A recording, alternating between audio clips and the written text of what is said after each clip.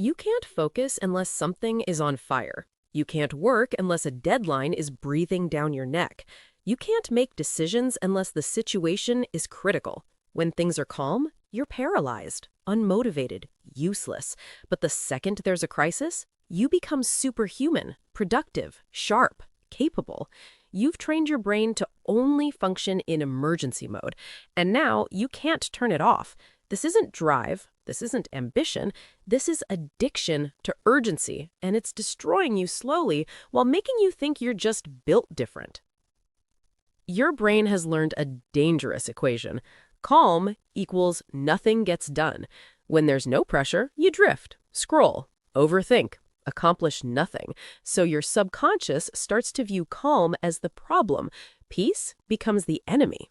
Your brain begins treating tranquility like a threat to your survival, because historically, when things were calm, you failed to act. When things were urgent, you succeeded. This is a complete reversal of how your stress system is supposed to work. Stress is meant to be the emergency backup, the reserve tank you tap into when normal operation fails. But you've made emergency mode your default. You're running on adrenaline and cortisol as your primary fuel source instead of your emergency one. It's like driving a car in first gear at maximum RPM constantly. It works, but you're destroying the engine. The problem is, this worked. For years, maybe. You pulled off miracle saves, met impossible deadlines, produced your best work under pressure, so your brain concluded urgency equals success. Now it won't let you function any other way. You've accidentally trained yourself into needing crisis to feel alive. Here's what's happening chemically. Dopamine is your motivation molecule. It tells your brain what's worth paying attention to. When you accomplish something under extreme pressure, your brain gets flooded with dopamine, not just from completing the task, but from escaping disaster. That's a massive chemical reward. Your brain loves it. Now, compare that to starting something early, working steadily, finishing calmly. Smaller dopamine hits, spread out over time, less intense, less satisfying. Your brain compares the two experiences and makes a choice. Urgent, dramatic wins feel better than calm, steady progress, so it stops rewarding calm work. It starts requiring urgency to release dopamine at all. You've developed a tolerance. You need bigger doses of pressure to feel anything. This is legitimately addictive. Same mechanism as drug tolerance. The more you rely on urgency for dopamine, the more urgency you need to get the same effect. Eventually, normal pressure isn't enough. You need crisis-level pressure just to function at baseline. You're chasing the high. This explains why you unconsciously create problems when life gets too calm. You're not self-destructive, you're not dramatic. Your brain is manufacturing urgency because it needs urgency to function. When everything is going smoothly, your brain gets uncomfortable. Where's the pressure? Where's the crisis? Without it, you can't focus, can't decide, can't act. So you start making things urgent artificially. You procrastinate until deadlines become emergencies. You overcommit so you're always scrambling. You pick fights or create drama. You take on too much at once. Not because you want chaos, because your brain has learned it can't operate without chaos. You're not choosing urgency, you're dependent on it. Comment below if you've ever caught yourself making things harder than they need to be just so they feel urgent enough to tackle. Because once you see this pattern, you can't unsee it. You start noticing how often you manufacture your own emergencies because calm doesn't feel functional anymore. Here's where it gets worse. You start building your identity around this. You're the person who works best under pressure, the one who thrives in chaos, the clutch player, the last-minute hero. People praise you for it. You pull off impossible saves and everyone's impressed. So you double down. This becomes who you are.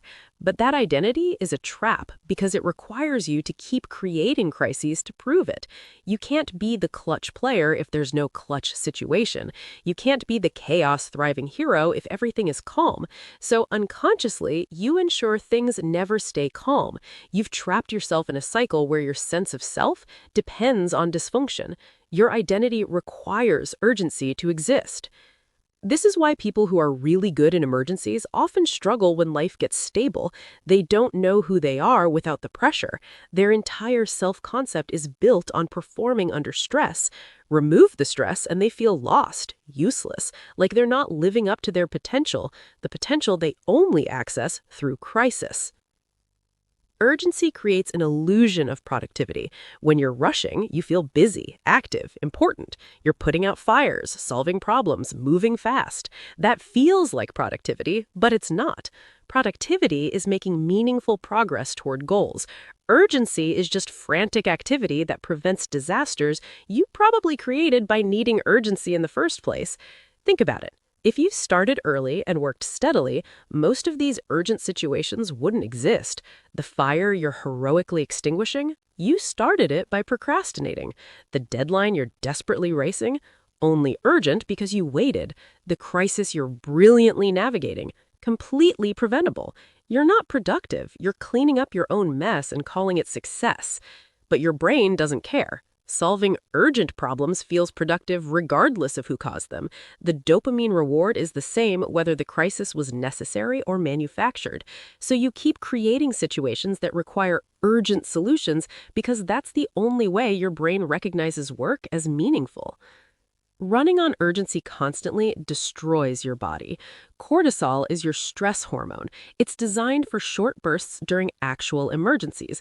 But when you're in urgency mode all the time, cortisol stays elevated chronically. This suppresses your immune system, disrupts your sleep, increases inflammation, damages your cardiovascular system, ages you faster.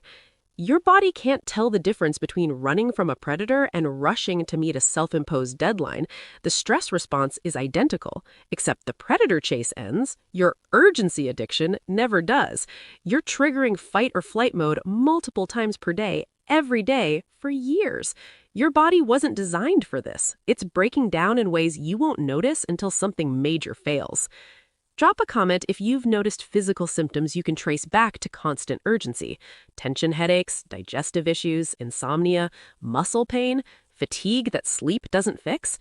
These aren't random. They're your body screaming that urgency mode wasn't meant to be your operating system. When someone tells you to relax, it feels impossible. Offensive even. They don't get it. You can't just relax. You have things to do, pressure to handle. You've convinced yourself that calm equals lazy, that if you're not stressed, you're not trying hard enough. Peace feels like failure. This is your urgency addiction talking.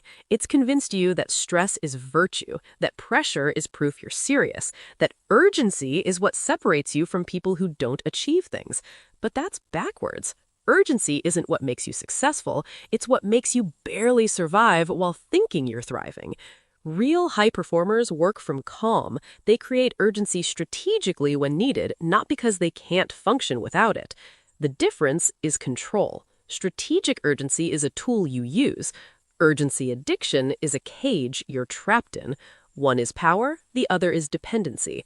You've mistaken dependency for strength because dependency is all you've known. Urgency addiction doesn't just affect your work, it destroys your relationships. You can't be present with people because nothing they're saying feels urgent enough to hold your attention. Conversations aren't emergencies, so your brain checks out. Quality time isn't a crisis, so it doesn't trigger your focus. Your partner tries to connect and you're mentally somewhere else solving fake urgent problems. You've trained your brain that only urgent matters deserve attention. Everything else is noise. But relationships need non-urgent attention. They need presence, patience, time that isn't racing toward a deadline. You can't build intimacy in emergency mode. You can't have meaningful connections when you're always running. But slowing down feels intolerable because your brain interprets it as wasting time. So you lose people slowly. They stop trying to reach you, stop expecting you to be present, stop competing for attention with your manufactured crises. And you tell yourself you're just busy, driven, focused. You're not. You're addicted to a feeling that's incompatible with connection, and you're choosing the addiction. Can you fix this? Yes, but it requires something that feels impossible. Choosing calm even when calm feels wrong. You have to start small. Work on something for 10 minutes without urgency. Sit with the discomfort of no pressure. Your brain will scream. It'll tell you this is pointless, that nothing's getting done, that you need urgency to function. You have to prove it wrong. The goal isn't to eliminate urgency, it's to stop needing it, to be able to function without it, to use pressure when it serves you, not because you're dependent on it. That's freedom, not the absence of urgency, but the ability to work without it. Subscribe if you want more psychology that explains why you're trapped and how to get out. We're not here to judge, we're here to make you understand.